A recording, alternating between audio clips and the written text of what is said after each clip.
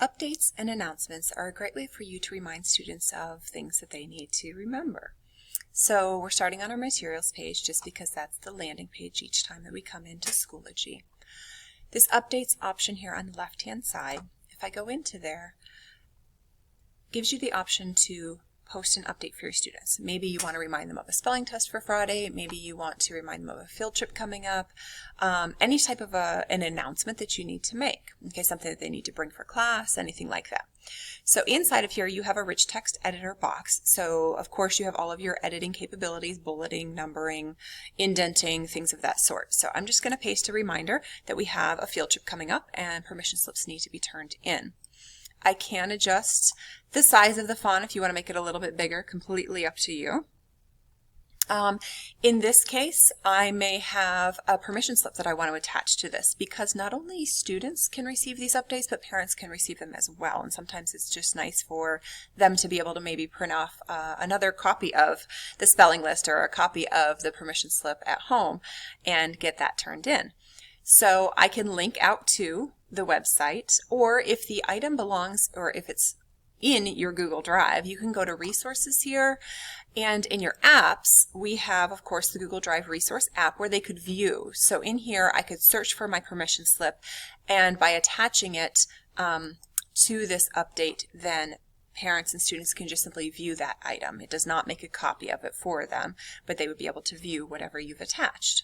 So those are the two most common things that people tend to attach to an update. You do also have the option, if you wanted to, you could record a message, whether it's just audio or video, completely up to you. All right.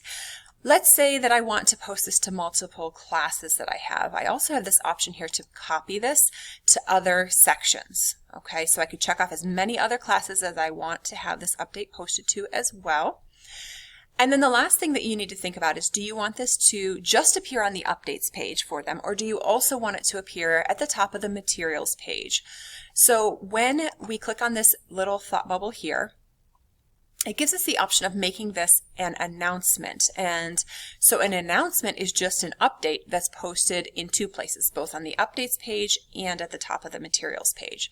So if I check this little box off before I hit post, then this update's going to appear in both places. Now, once you have some parents who have joined Schoology and it's a parent of one of your children in your class, you'll also see an option underneath here. It'll just look like a head of a person, and that's whether or not you want that update to be visible to parents as well.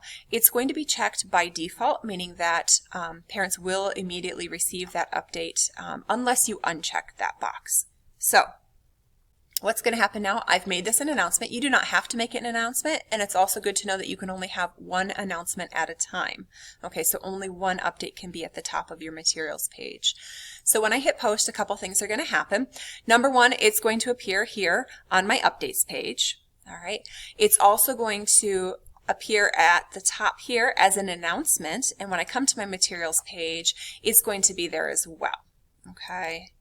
And I'm going to get rid of that yellow box just telling me that this class is going to be archived soon. So my announcement is going to appear here. It's not huge, but the students also will have this little number 1 next to the updates link here in the left sidebar, okay, letting them know that they have one update that they need to check. All right, and so parents get that message, students can see it, and depending on how you have your class settings set, you can decide whether or not you want the student to be able to comment back on that or not. If you found that you made an error in there or a typo, of course you can just edit here, okay, or delete it entirely. That's completely up to you. There is one other way for you to also add updates and to post them, especially if you need to post them to multiple classes. You can click on the Fort LaBeouf icon in the upper left-hand corner to take you back to your main dashboard. If you go to recent activity here, there's the option here to post an update as well. Okay, so you do have the option of posting an update here, and again I can just put in, you know, my reminder. Here though, when you choose to post it to, you don't see your classes listed here as option. You actually have to start to type in the name of the class.